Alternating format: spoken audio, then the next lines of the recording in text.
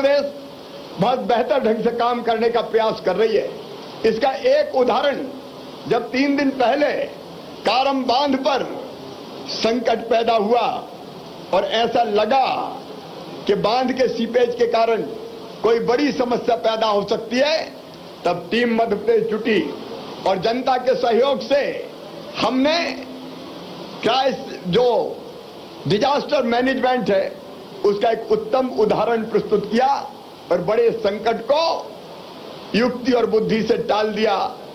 मैं दोनों तरह की चीजें, एक, मैं टीम मध्य प्रदेश को बधाई देता हूं, लेकिन मुझे वो पोकलैंड मशीन जो थी, जो बांध से रास्ता बनाने के लिए लगातार काम कर रही थी, उनके चालकों को, ऑपरेटर्स को, ड्राइवर्स को नहीं भूल सकता।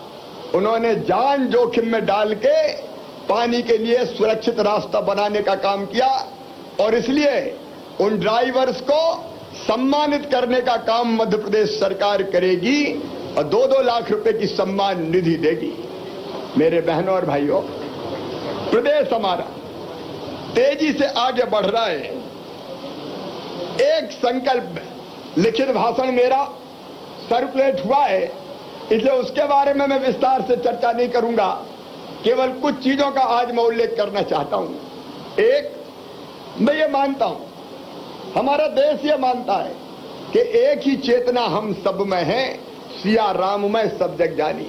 हम सब बराबर हैं और इसलिए हम सबके अधिकार भी बराबरी के हैं। हम सबके प्रयासों से मध्य प्रदेश आज बहुत तेजी से आगे बढ़ रहा है। मुझे कहते हुए प्रसन्नता है, मध्य प्रदेश की विकास दर 19.76% है। देश में सबसे ज्यादा मध्य प्रदेश का देश की जीडीपी में योगदान पहले 3.6% हुआ करता था, वो बढ़ के 4.6% हो गया है। कैपिटल एक्सपेंडिचर हमारा 48,800 करोड़ के भी पार निकल गया है। इसके बारे में विस्तार से उल्लेख करने की जरूरत नहीं है, लेकिन कुछ चीजें सब प्रदेशवासियों को प्रधानमंत्री नरेंद्र मोदी जी के नेतृत्व में गरीब कल्याण की अनेकों योजनाएं बनी हैं।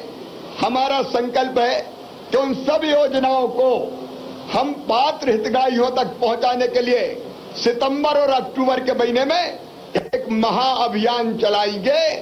कोई गरीब ना छूटे, कोई पात्र हितग्राही ना छूटे, ये हमारा संकल्प है। और इसके साथ ही बुनियादी सुविधाएं, उनमें आज एक चीज का मैं उल्लेख करना चाहता हूं। प्रदेश में कई परिवार ऐसे हैं जिनके बड़े होने के कारण रहने के लायक जगह और जमीन भी उनके पास नहीं बची है और इसलिए मुख्यमंत्री भू आवासीय अधिकार योजना के अंतर्गत गांवों में चिन्हित करके हर परिवार को जमीन का टुकड़ा उपलब्ध कराया जाएगा। रहने की जमीन मध्य प्रदेश में सबके पास होगी। ये काम हम गांव में भी करेंगे और ये काम हम शहरों में भी करेंगे। या तो जमीन का टुकड़ा या फिर हाई राइज बिल्डिंग बना के रहने का मकान उपलब्ध कराने का काम करेंगे। इस बीच हमारे प्रशासन ने, हमारे पुलिस के जवानों ने दबंगों से, माफियाओं से 21,000 एकड़ जमीन मुक्त कराई है। वो 21 एकड़ जमीन, उस 21 एकड़ जमीन पे गरीबों के मकान बनाए जाएंगे। हम सुराज कॉलोनी की स्थापना करके गरीबों को उस जमीन पर बसाएंगे। कोई दबंगो, दादा माफिया हो, उसकी मध्य प्रदेश में ना तो गुंडागर्दी चलेगी और ना दबंगता चलेगी। सरकार आम जन के लिए काम कर रही है और इसलिए जमीन का टुकड़ा सबके लिए, मकान सबके लिए, और उसके लिए आज मैं मुख्यमंत्री जन आवास योजना की भी घोषणा करता हूं, जो प्रधानमंत्री आवास योजना के अंतर्गत पात्र नहीं है लेकिन जिनके लिए मकान की आवश्यकता है, उनके लिए भी मकान बनाने का काम मध्य प्रदेश की सरकार प्रारंभ करेगी। सबको राशन। और एक संकल्प मैं फिर से दोहराना चाहता हूं, मेरे बेटा बेटी, हमारे बच्चे अगर मेधावी हैं तो धन के अभाव में पढ़ाई से वंचित नहीं रहेंगे।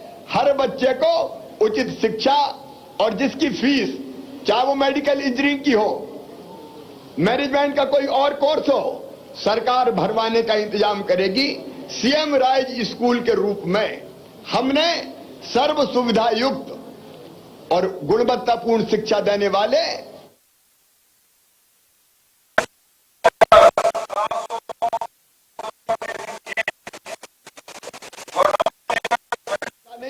शिक्षा के साथ साथ स्वास्थ्य, सबका इलाज, आयुष्मान भारत योजना, हितग्राही जितने भी है, अभी हमने लगभग 2,78,00,000 आयुष्मान कार्ड बनाए। शेष बचे कार्ड सितंबर और अक्टूबर में बना दिए जाएंगे। अगर और जरूरत पड़ेगी तो मुख्यमंत्री स्वेच्छानुदान से भी इलाज की व्यवस्था की जाएगी। और सबको शुद्ध पेयजल, गांव हो चाहे शहर हो, ये बुनियादी जरूरतें आज हमारा संकल्प है, ये मध्य प्रदेश की जनता को हम प्रदान करेंगे। और इसके साथ साथ आज मैं मध्य प्रदेश के युवाओं के सामने अपना एक संकल्प और व्यक्त करना चाहता हूं। मेरे बेटे बेटियों, रोजगार आज की एक बड़ी समस्या है।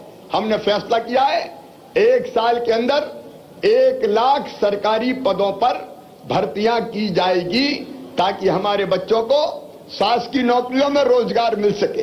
प्लेसमेंट के माध्यम से हम 1 लाख बच्चों को रोजगार देंगे।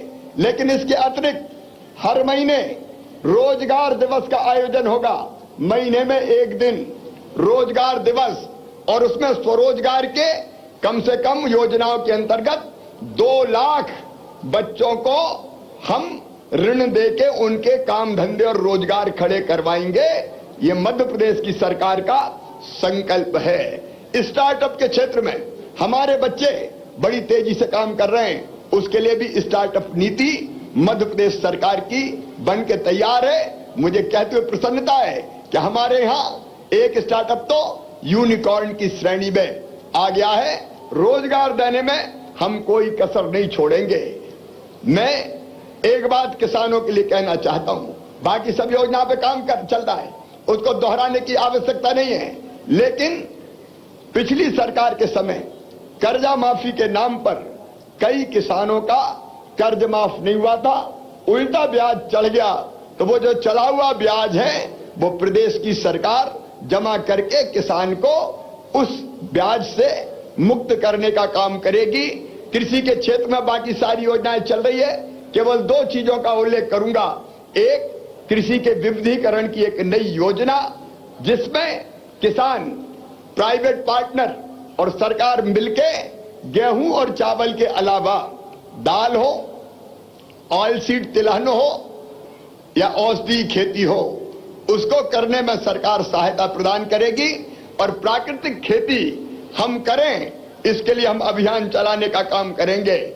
मां, बहन और बेटी सरकार की सर्वोच्च प्राथमिकता है। मां की सुरक्षा, बेटी, मां और बेटी बहनों की सुरक्षा और उनका स्वास्थ्य हमारी प्राथमिकता है। लाडली लक्ष्मी 2 योजना इसके लिए हम लेके आए हैं। उसके अतिरिक्त भी सुरक्षा और स्वास्थ्य के साथ के लिए जो आवश्यक कदम है वो हमने उठाने का फैसला किया है। मुझे बताते हुए खुशी है कि मध्य प्रदेश में सेक्स रेशियो पहले था 1000 बेटों पे 912 बेटियां, अब बढ़ के हो गया है 1000 बेटों पे 976 बेटियां। सेक्स रेशियो जब तक बराबर नहीं हो जाता, हम लगातार और भी कदम उठाते रहेंगे। हमारे निवेश की दृष्टि से अनेकों कदम उठाए जा रहे हैं, जिसके कारण निवेश मध्य प्रदेश में आ रहा है। लेकिन हमारी जनजाति और अनुसूचित जनजातियों के लिए मैं जनजाति के भाई और बहनों से कहना चाहता हूं, 18 सितंबर तक हम प्रदेश में पैसा एक्ट पूरी तरह से लागू कर देंगे। और इसके अतिरिक्त जनजातीय समाज के लिए 18 सितंबर को और उसके बाद 15 नवंबर को प्रधानमंत्री जी की उपस्थिति में हमने जो घोषणा की है, सबका पालन पूरा कर दिया जाएगा। राशन के वितरण के लिए एक परिवहन की अलग योजना, जिसमें हमारे नौजवान खुद गाड़ी खरीद के राशन को पहुंचाने का काम करेंगे। चाहे वो ग्रामीण क्षेत्र के हो, चाहे शहरी क्षेत्र के हो, उनको बधाई देते हुए मैं ये कहना चाहता हूं कि आप अपने कर्तव्यों का पालन कीजिए। समरस गांव मतलब जहां निर्विरोध निर्वाचन संपन्न हुए, आदर्श गांव विकास की दृष्टि से जहां जनता विकास में भागीदारी करेगी। और उसके साथ साथ हम स्मार्ट शहर बनाने की दिशा में तेजी से काम कर रहे हैं। कई योजनाएं हमारी शहरों के विकास को नई गति और दिशा देने का काम कर रही है। सुशासन मध्य प्रदेश सरकार का मुख्य लक्ष्य है, जिसके लिए अनेकों योजनाएं हमने संचालित की है। इसके अतिरिक्त मेरे बहनों और भाइयों, मैं केवल लिखित भाषण के अलावा किया गया